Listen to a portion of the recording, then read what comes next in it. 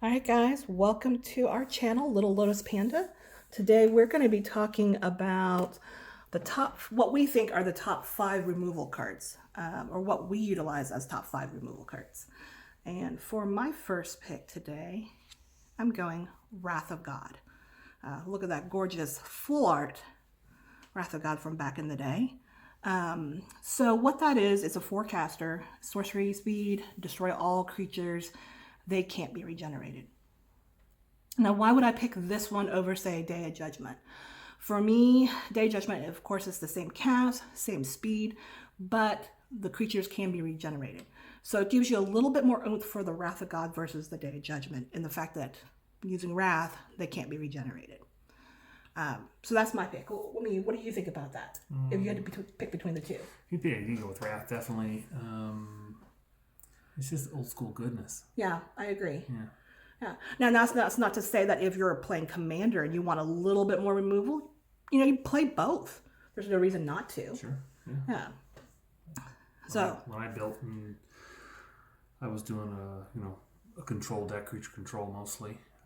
I had Wrath, and I had 30 different board wipes in the deck. Everybody hated that deck. Yeah. But yeah. Yeah. And nowadays they've added a lot more too. You got Doomscar as an option from Kaldheim. It's a 5-caster sorcery speed, destroy all creatures, but you also have a foretell ability on there for 3.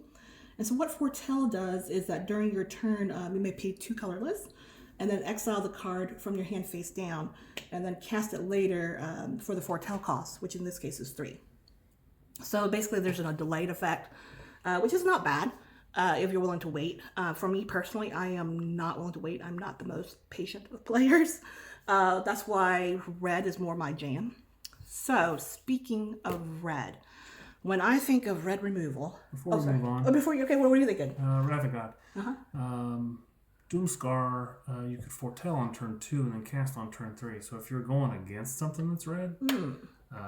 it's pretty effective, and the reason being is because red tends to vomit out their stuff very, very early, and being able to remove on 3 instead of dying on turn 4, it's pretty good. Sure. So yeah, it's definitely a functional card. Yes, so that's why it does currently get played quite a bit. Yeah, so did during Kaldheim, during Standard, when it was in or when Kaldheim was in Standard, it was yes solid play. Right. So, now it's depopulate. Yeah. It's depopulate. It's a 4-cast sorcery. Each player who controls a multicolored creature draws a card, then destroy all creatures. Yeah. It's bad Wrath, but it's standard legal. Yeah, standard legal. For myself, I really hate giving my opponents an advantage, no matter how slight when it comes to that. Like, being able to give them an extra card, even though I'm going to destroy all creatures. What if they pull that one card they need in order to win the game? Yeah, but each player, so you get one if you have a multicolor, sure. And they get one if they have a multicolor. Right. If they don't have a multicolor, if they play a monocolored deck, then they're not going to get a card. Right. But yeah, it's just bad Wrath. Yeah, it's bad Wrath. Yeah. So. Any other ones that you could think of spot removal wise? I mean, I know we're going to be talking about your top 5 picks in a little bit. This is board wipes. Board wipes, right? But we'll be talking about your top 5 removal cards. As a Wrath effect, Damnation, of course. Yeah. Yeah, Damnation would be a really, really good one. Yeah, but it's just Black Wrath. Wow. So. Yeah. The other board wipe that I was considering was like Black Sun Zenith. X into black, and sorcery speed, but put X -1/-1 counters on each creature. Shuffle Black Sun Zenith into its owner's library. So I like the Zenith cards when they first came out. Played quite a bit of it. So you're able to pump into it and get basically all the higher creature cards if you want to.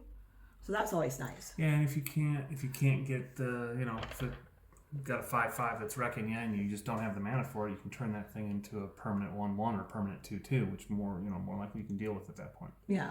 So it's the -1/-1 counter stick, so it's permanently going to be a smaller creature. which is always good. Yeah, so that was a consideration of mine as well. Yeah, great card. Plus, it recycles. Yes. It's back to the deck. You can draw it again. Yeah. The other, well, moving on from the kind of board removals, Full board wipe. right, Yeah. board wipes, I like spot removal. So for my spot removal, my choice is beautiful lightning bolts. Check out this baby. Really proud to have 2 of those beta lightning bolts in our collection. So lightning bolt, 1 red mana, instant speed, does 3 damage to any one target. So target can be a creature, it can be a player, it can be a planeswalker. You can target yourself if you need to. You can target any one of your creatures, you can target their creatures. As long as something can be targeted, that's the key. Yeah. Maybe they've got hexproof, or a creature theirs has hexproof. Yeah, that's the no-go. But that's my love for lightning bolt. Yeah. Versus a lot of other spot removals. And there's a ton of good ones out there. One of the ones that people played a great deal of, which is a little slower for 1 cast of red, is Flame Slash. And it deals 4 damage to target creature. So it gets a bigger creature, granted. It still has to be able to be targeted. But it doesn't allow you the option of hitting up your opponent or taking out a planeswalker, possibly. Or dealing combat tricks, like I'm going to attack with my dude and deal some damage to your creature, and then before into combat, you can blast it for 3 with lightning bolt. Flame Slash is sorcery speed, so you got to wait till the second main phase. Mm-hmm. And I like to be able to respond immediately if I need to. Right? Yeah, definitely. Yeah. Definitely. And that's the old artwork. Same artwork, different border. What is that, unlimited? Is it third edition? No. Edition? I think it's like 4th or 5th edition. Reprinted a billion times. Yes.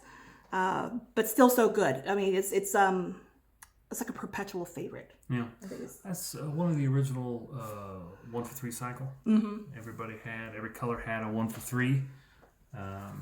Giant growth. Right. Yeah. One green mana, get +3/+3.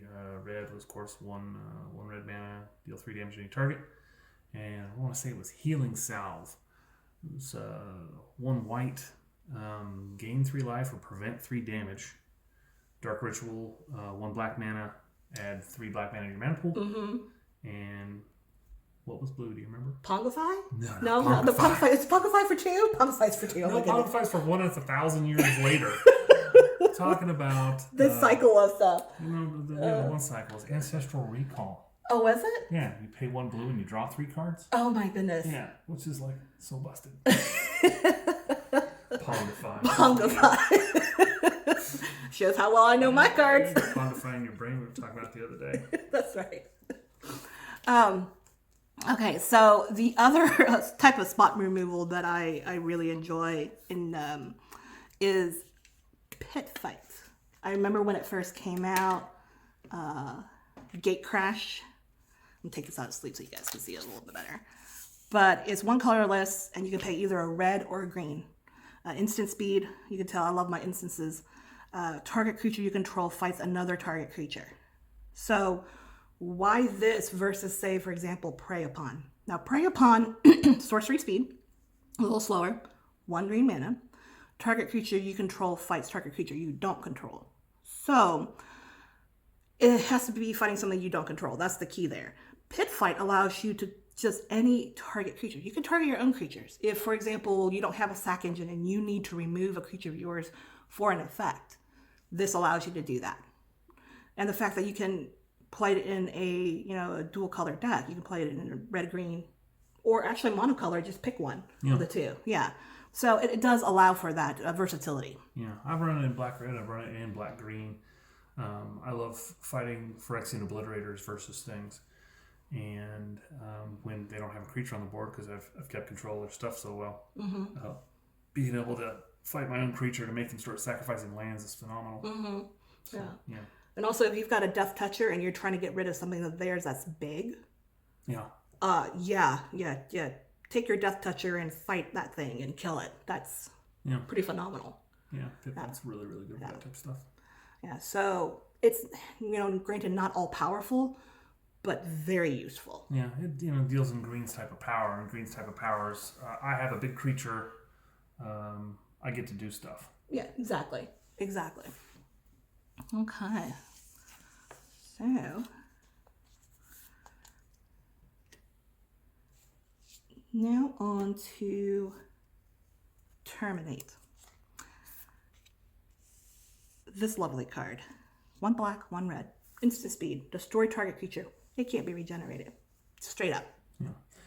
What's great about Terminate is it doesn't have any text drawback. Its drawback is in its casting cost, being the 2 colors that it is, black and red, which of course is great colors for what it does. Mm-hmm. But you have to be running both colors. If you're running any kind of other creature removal, and you be in mono black, you would have some kind of text drawback. Text drawback being destroy target creature, a non-artifact creature, or destroy target non-black creature, something to that effect. Mm-hmm. This gets anything that isn't hexproof, obviously. Right. No drawback. No drawback, other than mana cost. Right. Yeah. So cast for the same as a Doomblade, but you have to have the 2 colors. Yeah. And I was racking my brain when I was thinking of Terminate to try to find something in the same casting cost to compare it to, and nothing really came up that I could think of. That's why Terminate is in a great deal of my decks that play red and black. Yeah. So. See, if you want to get the same type of effect, you have to move to 3. Yeah, 3 exactly. mana casting costs. Yeah. Like Hero's Downfall and Murder, stuff like that. Now, with Hero's Downfall for 3, you will get a Planeswalker or creature, and that's nice. Yeah, it's good. Yeah, it's good. It's good. But it's slow. But it's a lot slower. I remember when it came out in Standard, oh my goodness. Everybody loved Hero's Downfall because it was a great removal card for that format in that time. Yeah, especially because you had Doomblade sitting right next to it. They were both in Standard at the time. Yeah.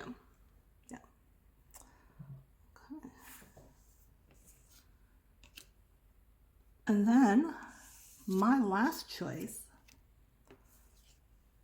is the lovely Oblivion Ring. So, for 3 mana, enchantment.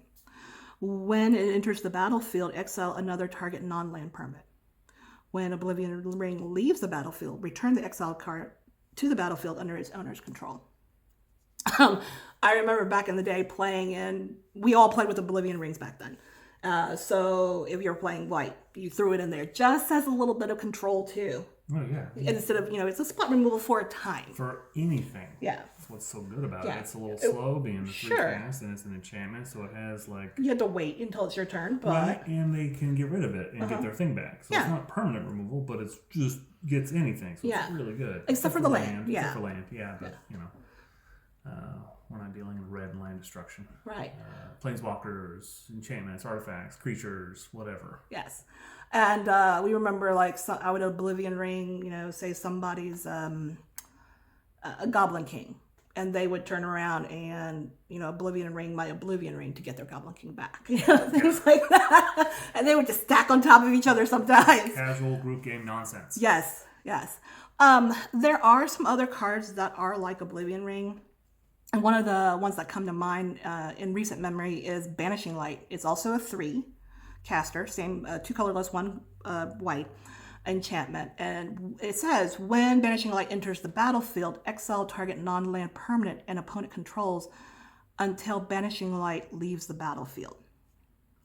So Banishing Light, you have to banish something that an opponent controls. Whereas the Oblivion Ring, you can do your own stuff too. Yeah, and the reason that got fixed the way it did, because back in the day, Oblivion Ring, there was basically a combination. If you got 3 Oblivion Rings, you could just Oblivion Rings, your own Oblivion Rings, forever. That was the thing. And you could just consistently do it over and over and over and over and over and over and over. And there was some weird combination effects that went with it, but basically it'd stall a game out to the point where the effects would just keep going, and it would break things. I want to say they were having a problem on, what was that, old computer... before Arena, Before Arena. Shoot. If you were to fire 3 of these off, it would literally shut the server down or whatever. Yeah, it couldn't handle it. Nonsense. Just the coding just couldn't handle it. So that they had to fix it. And now, basically, everything that comes out that's like Oblivion Ring, Banishing Light, Fiend Hunter, stuff like that, it targets stuff your opponent controls, not what you control. Yeah. So a little less versatility now. Yeah. So, the other one is Fiend Hunter. It's similar. It's a creature, 1 colorless, 2 white. He's a cleric for a 1/3. When he enters the battlefield, you may exile another target creature. So you can do yours or you can do theirs. And when he leaves the battlefield, and then of course you return that card back to its owner's control. So it's an Oblivion Ring, but a creature as well. So when that one first came out, I was like, oh, okay. Yeah, I can play him too. Yeah. So that was pretty neat. Yeah. Yeah. So I believe that's all my 5. All your 5? Yeah. All right. Yes. I'm going to move this out of the way here. All right. Top 5. We're going to start with the basics of the basics. Path to Exile. It's one of the greatest spot removal cards of all time. I don't think that's deniable at all. It's Swords to Plowshares, Path to Exile. Path to Exile you see in a lot more formats, obviously, because Swords is old and banned and everything. Not banned, but hasn't been reprinted in so long for tournament play that you don't see it unless you're seeing Legacy or Vintage. Path to Exile sees a lot of modern play, but being able to exile one of your opponent's creatures and give them a land is huge.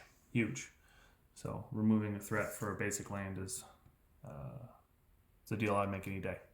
Any thoughts? Because I always, kind of detest the idea of giving my opponents any sort of advantage, no matter how small. Mm-hmm. So, but giving them a basic land, not as bad in my eyes. I'd rather them have a basic land than a creature per se. Yeah. Or an enchantment or something else that's, I think, maybe a little more useful. Yeah, especially when you're able to exile that creature. So Yeah. they're going to go to the yard, they're not going to get it back, they're never going to see it again, it's gone. For one. Instant one. speed. Yeah. Yeah. That's a darn good one. Yeah. Yeah. Agreed. So, next one, we're going to go ahead and get rid of that and bring in something I enjoy as a board wipe. It's a relatively new card called the Meathook Massacre. Basically, it's an enchantment. It says whenever the Meathook Massacre enters the battlefield, each creature gets -X until end of turn. Whenever a creature you control dies, each opponent loses 1 life. Whenever a creature an opponent controls dies, you gain 1 life. It's basically Black Sun Zenith with an enchantment effect. So Black Sun Zenith goes off and then goes in the graveyard and then shuffles back in your library. This sticks to the battlefield and then becomes basically like a Bastion of Remembrance. There's a bunch of different cards that do the lower ability, but being able to get the effect of wiping the board and then having a major life swing is huge. So Meathook Massacre is a relatively new card, but really, really, really good. I really enjoyed playing it. That would actually go really well in my Teysa Karlov deck. My commander. 100%. Yeah, I should definitely add one of those in 100%. there. You're either going to wipe the board. Get all those beautiful effects. Right, with Blood Artist and stuff like that. Mm-hmm. So. And having that trigger twice for each creature. Yeah. Yeah. And if you're playing a group game, well... Yeah. It's really good for that. It's so instead of Wrath or Day of Judgment or Damnation, bam. Yeah. Meathook Massacre. Phenomenal card. That was a good one. Okay. Want to talk about my next one, which is going to be Diabolic Edict. I don't have a Diabolic Edict floating around right now, so we're going to... Well, you can see that on the screen here. We're going to add in a little picture of it. Diabolic Edict basically is 1 black, 1 colorless. Instant, target player sacrifices a creature. It's phenomenal, and I love it. It gets around indestructible. It gets around hexproof. So if you got that hexproof creature that's giving you problems, if you're able to clear up the board and they only have that guy left, they have to sack it. They have to sack it, along with an indestructible creature. If you clear up the board and they've just got that one dude left, it's great for that. I've used it 1,000 times, especially like, what was I using? There's different versions. We got Diabolic Edict, which is the old school version. I'm an old school player, so that's why I go with that one. There's cards that are strictly better nowadays, like this one. Liliana's Triumph.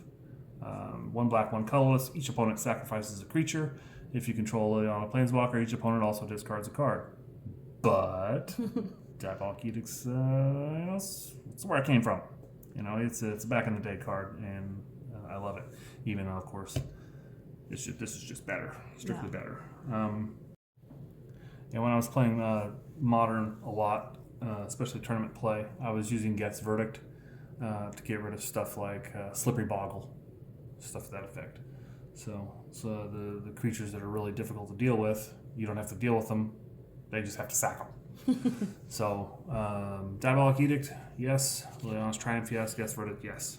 Phenomenal cards. Seen this before. Oblivion Rings on my top 5 also. I've done some ridiculous stuff with this card. It's just phenomenal spot removal. We've already gone over it, so we're going to go ahead and move on. My 5th and final top 5 removal card is Pernicious Deed. If you're playing Commander, you're playing group games, you're playing just anything where there's a lot of people, being able to police the board with a Pernicious Deed is phenomenal. You just put it on the board and you just wait for someone to do something stupid and then stop them. So Pernicious Deed is a 3 cast, 1 green, 1 black, 1 colorless. It's an enchantment that sits on the battlefield. It says pay X, sacrifice Pernicious Deed to destroy each artifact, creature, and enchantment with converted mana cost X or less. So if you're playing in a group game, or you're playing, with one of your buddies, and you're just playing a casual game, if they're trying to go too fast, you're able to slow them down by blowing up the board and getting at your big and heavies later on in the game. Like I said, I used it in group game quite a bit, and Commander quite a bit. You just literally set it out on the board and just kind of let everybody do what they're going to do. And when it gets out of hand, you just nuke the whole board, and then you start playing your big and heavies and take the win. Huh? That's one of the cards that I don't think I've ever played that card. Yeah. In any of my decks ever. Phenomenal. Huh, Phenomenal. maybe I should start. Yeah. Yeah, I played it was like Pernicious Deed, and this was back in the day. Pernicious Deed, like Spirit Monger, just black green weirdness. Yeah, really good. Back when we, Yeah. Nine years ago. Yeah, I don't think that's a color combination that I maybe played once or twice. Yeah. Yeah. Yeah, that's something I gravitate towards. Yeah, it's interestingly. a lot of, and I don't know, for me, when I think black green, I think graveyard recursion. Yeah, exactly. Yeah. So that's the kind of decks I built with it. It was a graveyard recursion deck. So if I had to blow up my early stuff, I could recover it. Yeah. But able to police the board when I'm going to attack you with everything. And then they would do it sometimes just to get rid of my deed. They didn't want to cast stuff into it because they know, if I cast my good stuff, he's just going to blow up the board. So it slows the game down and allows the black-green player that needs 9 mana to cast 1 creature. It allows them the time to do so. Yeah. So those are our top 5 picks. And we want to hear from you guys what you would pick as your top 5 removal cards. It could be spot removal, it could be board wipes. What are the ones that you play with the most and that you enjoy the most? Yeah, and if you hate one of ours, tell us why. Yeah, exactly. Yeah, we want to know, because then we can all learn something different. It's like, that card's bad, and here's a strictly better card. If you give me strictly better, I'll be like, yep. Yeah, and if it's strictly better, I'll put it in my decks and I'll play with it. Yeah. Yeah, absolutely. All right, guys. Thanks for joining us today, and we'll catch you guys in the next one.